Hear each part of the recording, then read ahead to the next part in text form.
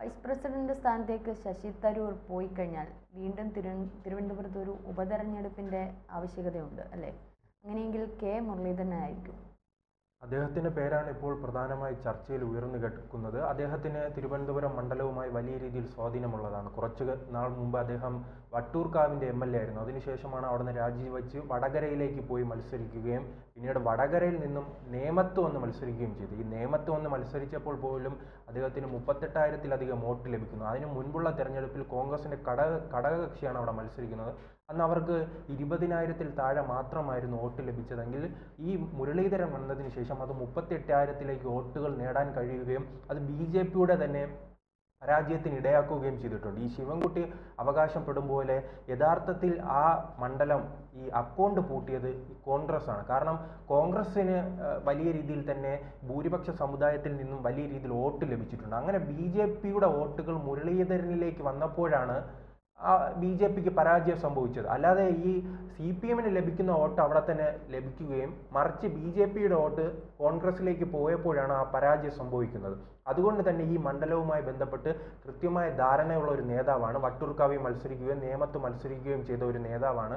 പ്രത്യേകിച്ച് അദ്ദേഹത്തിൻ്റെ പിതാവ് കരുണാകരന് തന്നെ ഈ തിരുവനന്തപുരം മണ്ഡലവുമായി ബന്ധപ്പെട്ട് വലിയ സ്വാധീനമുള്ളതാണ്. അതുകൊണ്ട് തന്നെയാണ് ഇപ്പോൾ ഈ ശശി തരൂറിന് പകരം വയ്ക്കാവുന്ന ഒരു നേതാവായി കെ മുരളീധരൻ്റെ പേര് ഉയർന്നു കേൾക്കുന്നത്. പ്രത്യേകിച്ച് അദ്ദേഹത്തിന് ന്യൂനപക്ഷങ്ങൾക്കിടയിൽ വലിയ സ്വാധീനമുണ്ട്.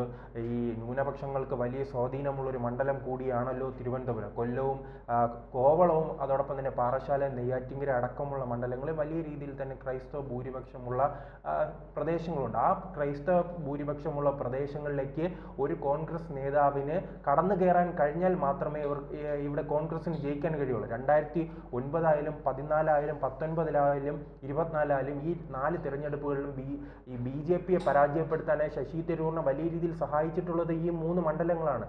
ക്രൈസ്തവ ഭൂരിപക്ഷ മണ്ഡലങ്ങളിലേക്കാണ് ശശി തരൂരിന് വോട്ട് വർദ്ധിക്കുകയും പ്രത്യേകിച്ച് നമുക്കറിയാം നഗരപ്രദേശ മണ്ഡലങ്ങളിലേക്ക് വരുമ്പോൾ അവിടെ കൃത്യമായി തന്നെ BJPക്കാണ് ലീഡ്. ആ ലീഡിനെ മറികടക്കുന്നത് ഈ ന്യൂനപക്ഷ മണ്ഡലങ്ങളാണ്.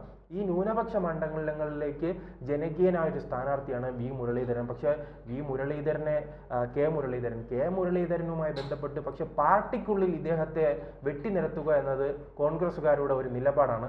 അത് തന്നെയാണ് ഈ തിരുവനന്തപുരത്ത് സംഭവിക്കുകയാണെങ്കിൽ പരാജയപ്പെടാനാണ് സാധ്യത.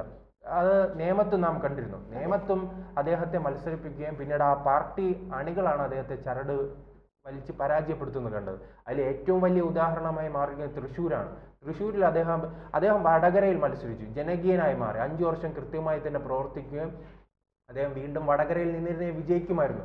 പിന്നീട് അദ്ദേഹത്തെ തൃശ്ശൂരിലേക്ക് മത്സരിപ്പിക്കുകയാണ്. തൃശ്ശൂരിൽ മത്സരിപ്പിക്കാൻ പോകുന്നു. പിന്നീട് അദ്ദേഹത്തിന് തന്നെ തുറന്നു പറയേണ്ടി വന്നു, എന്നെ അവിടെ കാലുവാരി തോൽപ്പിച്ചു എന്നതാണ്. ഈ പ്രതാപൻ അടക്കമുള്ള ഒരു നേതാക്കളാണ് അദ്ദേഹത്തെ ആദ്യം എത്തുന്നു, അദ്ദേഹത്തിന് വേണ്ടി പോസ്റ്റർ ഒട്ടിക്കുന്നു, അദ്ദേഹത്തെ കെട്ടിപ്പിടിക്കുന്നു, അദ്ദേഹത്തിൻ്റെ വിയർപ്പ് തുടയ്ക്കുന്നു, ഉമ്മ വയ്ക്കുന്നു. അങ്ങനെ അപ്പോഴോ നാം കരുതിയതാണ് ഇദ്ദേഹത്തെ കാലുവാരി തോൽപ്പിക്കാനുള്ള ഒരു സാധ്യതയുണ്ടെന്ന്. അത് തന്നെയാണ് അവസാനം സംഭവിച്ചതും. അദ്ദേഹം ദയനീയമായി തന്നെ 3ാം സ്ഥാനത്തിലേക്ക് പോവുകയാണ്. ആ ഒരു അവസ്ഥ തന്നെ തിരുവനന്തപുരത്തും ഉണ്ടാകുമോ എന്നതും നാം സംശയിക്കേണ്ടിയിരിക്കുന്നു. കാരണം കുറച്ചു നാളുകളായി തന്നെ ഈ മണ്ഡലം സ്വപ്നം കാണുന്ന നേതാക്കളുണ്ട്. 2009 ശശി തരൂർ വന്നു, അദ്ദേഹം വന്ന് മത്സരിച്ചോട്ടെ. അദ്ദേഹം വന്നപ്പോൾ തന്നെ പല നേതാക്കളും ഇവിടെ സ്വപ്നം കണ്ടിരുന്നു, ഇദ്ദേഹം വന്നു പരാജയപ്പെട്ട് അങ്ങ് പോകുമല്ലോ. കാരണം NSS അടക്കമുള്ള സംഘടനകൾ പറഞ്ഞത് ഇദ്ദേഹം ഒരു ഡൽഹി നായരാണ്. അങ്ങനെ ആ രീതിയിലുള്ള വിമർശനം ഉണ്ടായിരുന്നു. പിന്നീട് അദ്ദേഹം 2014 തിരഞ്ഞെടുപ്പായപ്പോഴേക്കും സുനന്ദ പുഷ്കറിന്റെ മരണമടക്കമുള്ളവ വരുന്നു. നരേന്ദ്രമോദി തരംഗം കേന്ദ്രത്തിലുണ്ടാകുന്നു. അപ്പോഴും കോൺഗ്രസ് നേതാക്കൾ വിചാരിച്ചു എങ്ങനെയെങ്കിലും ഇദ്ദേഹം പരാജയപ്പെട്ടു പോയിരുന്നെങ്കിൽ അടുത്ത തവണ ഞങ്ങൾക്ക് മത്സരിക്കാമെന്നൊരു ചിന്ത ഉണ്ടായിരുന്നു. പക്ഷേ ആ സ്ഥലങ്ങളിലെല്ലാം പ്രത്യേകിച്ച് നഗരമണ്ഡലങ്ങളിലെല്ലാം ഈ രാജഗോപാൽ മുന്നേറിയപ്പോൾ ഞാൻ ആദ്യം സൂചിപ്പിച്ചതുപോലെ തന്നെ ഇദ്ദേഹത്തിൻ്റെ വ്യക്തിപരമായ കഴിവുകൾ കൊണ്ട് കോവളവും നെയ്യാറ്റിൻകര പാറശാല മണ്ഡലങ്ങളിൽ ഇദ്ദേഹത്തിന് ലീഡ് നേടുകയും ഇദ്ദേഹം വിജയിക്കുകയും ചെയ്തു. 2019 വരുമ്പോൾ ഈ പ്രതിസന്ധിയൊന്നുമല്ല. അദ്ദേഹത്തിന് കൃത്യമായി തന്നെ പ്രവർത്തിക്കാൻ രംഗത്തിറങ്ങുന്നു. പ്രത്യേകിച്ച് ശബരിമല സമരമുണ്ട്. രാഹുൽ ഗാന്ധി വയനാട്ടിൽ മത്സരിക്കുന്നു. അതോടൊപ്പം തന്നെ രാഹുൽ ഗാന്ധി പ്രധാനമന്ത്രിയാകുമെന്നൊരു വലിയ പ്രചരണം ഉണ്ടാകുന്നു. അതുകൊണ്ടാണ് അദ്ദേഹത്തിന് 1 ലക്ഷത്തിലധികം വോട്ട് ലഭിക്കുക. പിന്നീടാണ് നേതാക്കൾ പിന്നെയും ചിന്ത വന്നു, ഇദ്ദേഹം ഒന്ന് തോറ്റിരുന്നെങ്കിൽ ഞങ്ങൾക്ക് മത്സരിക്കാമെന്ന ചിന്ത വരുന്നു. അങ്ങനെ 2024 തെരഞ്ഞെടുപ്പിൽ അദ്ദേഹത്തെ പരാജയപ്പെടുത്താനാണ് ശ്രമമുണ്ടായത്. എല്ലാ കാലത്തും അദ്ദേഹത്തിന് ഒരു പോസ്റ്റർ ഒട്ടിക്കാൻ പോലും അദ്ദേഹം ഇപ്പോൾ വ്യക്തിപരമായി പൈസ നൽകിയാണ് പോസ്റ്റർ ഒട്ടിക്കുന്നത് പോലും നടക്കുന്നത്. ആ രീതിയിൽ നോക്കുമ്പോൾ കോൺഗ്രസിലെ നേതാക്കൾ ഈ ശശി തരൂരിനെ പരാജയപ്പെടുത്തിയതുപോലെ തന്നെ ഈ മുരളീധരനെ പരാജയപ്പെടുത്താൻ ശ്രമിക്കും. പക്ഷേ ഈ തൃശ്ശൂരിന് സമാനമായ ഒരു സാഹചര്യമാണ്. എങ്ങനെയെങ്കിലും തങ്ങളുടെ ഒരു MP ഉണ്ടാക്കണമെന്ന രീതിയിലേക്കാണ് BJP മുന്നോട്ട് പോകുന്നത്. അവർ എങ്ങനെയെങ്കിലും കോൺഗ്രസിന് ഒരു ചെറിയ വീഴ്ച ഉണ്ടെങ്കിൽ തന്നെ അവർ അത് മുതലാക്കാൻ ശ്രമിക്കും. അതാണല്ലോ നാം ഈ തൃശ്ശൂരിൽ കണ്ടത്. തൃശ്ശൂരിൽ പത്മജയുടെ വരവെല്ലാം വലിയ രീതിയിൽ BJP ആഘോഷമാക്കിയിട്ടുണ്ട്. എന്ന് പറഞ്ഞാൽ BJP അങ്ങനെ കാത്തിരിക്കുകയാണ്. ഏതെങ്കിലും ഒരു നേതാക്കൾ കോൺഗ്രസിൽ പ്രതിസന്ധി ഉണ്ടാക്കുകയാണെങ്കിൽ അവരെ ചാക്കിട്ട് പിടിക്കാനുള്ള ഒരു വലിയ ശ്രമം തന്നെ നടക്കുന്നു. അങ്ങനെ ഒരു ശ്രമം നടക്കുകയാണെങ്കിൽ തിരുവനന്തപുരത്ത് വലിയ തിരിച്ചടി ഉണ്ടാകും.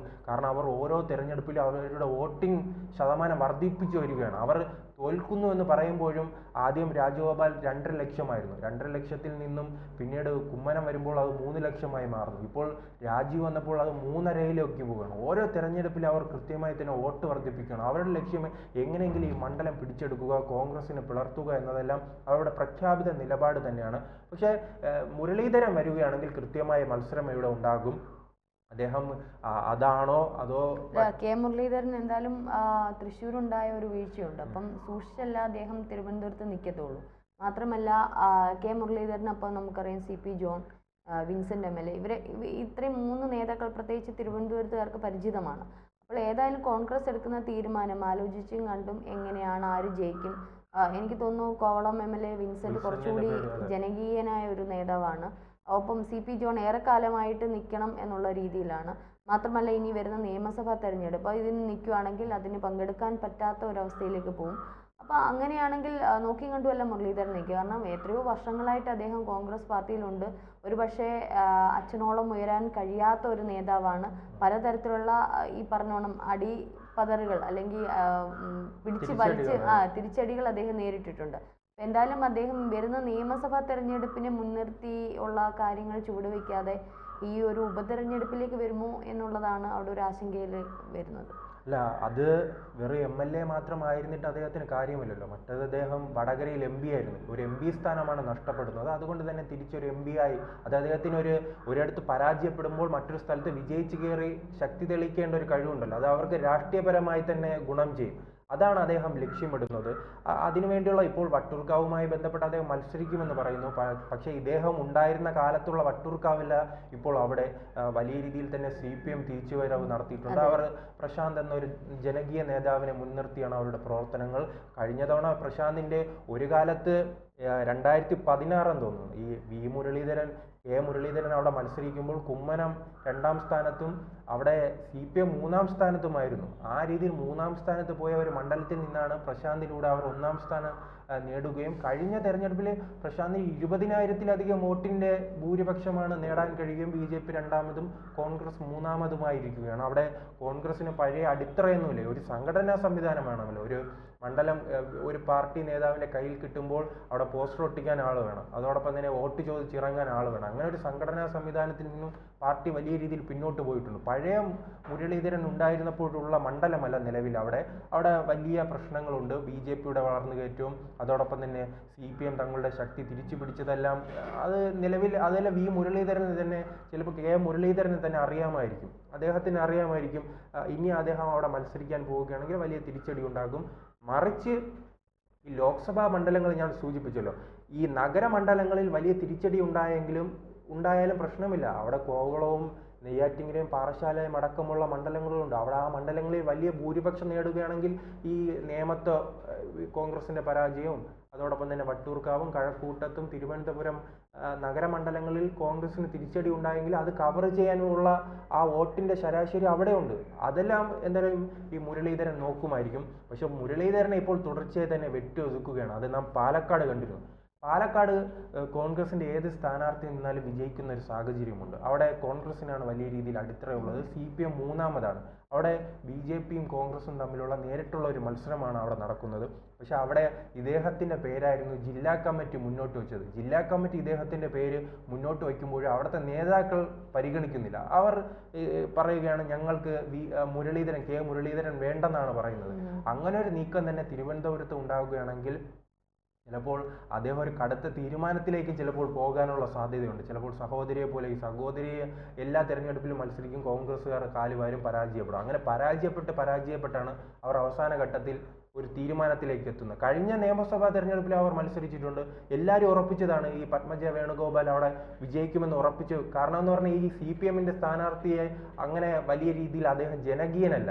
അദ്ദേഹവും കാരണം സുരേഷ് ഗോപി ഒരു ഭാഗത്ത് മത്സരിക്കുന്നു, ഇദ്ദേഹം മത്സരിക്കുന്നു. അവസാന റിസൾട്ട് വന്നപ്പോൾ പത്മജ 1000 വോട്ടിന് പരാജയപ്പെടുകയാണ്. പത്മജ തന്നെ വേറെ ഒരു കാരണം ഇവർക്കെതിരെ പത്മജയ്ക്കെതിരെ നിൽക്കുന്ന 2 സ്ഥാനാർത്ഥികളും അവിടെ സംഘടനാപരമായി BJPക്ക് സുരേഷ് ഗോപി അവിടെ ഉണ്ടെങ്കിലും BJPക്ക് അവിടെ സംഘടനാപരമായ ആ കാലത്ത് സ്വാധീനം കുറവായിരുന്നു. മറിച്ചുള്ളത് CPIയുടെ സ്ഥാനാർത്ഥിയാണ്. അദ്ദേഹമാണെങ്കിൽ ജനകീയനല്ല. അപ്പോൾ പത്മജ വിജയം ഉറപ്പിച്ചു. അവസാനം കോൺഗ്രസ്സുകാരെല്ലാം കൂടെ കാലുവാരി പരാജയപ്പെടുത്തി. അതുകൊണ്ടാണ് അവർ പാർട്ടി വിടുന്നത്. അങ്ങനെ ഈ കെ മുരളീധരൻ ആ രീതിയിലേക്ക് പോകുമോ എന്നത് നാം സംശയിക്കേണ്ടിയിരിക്കുന്നു.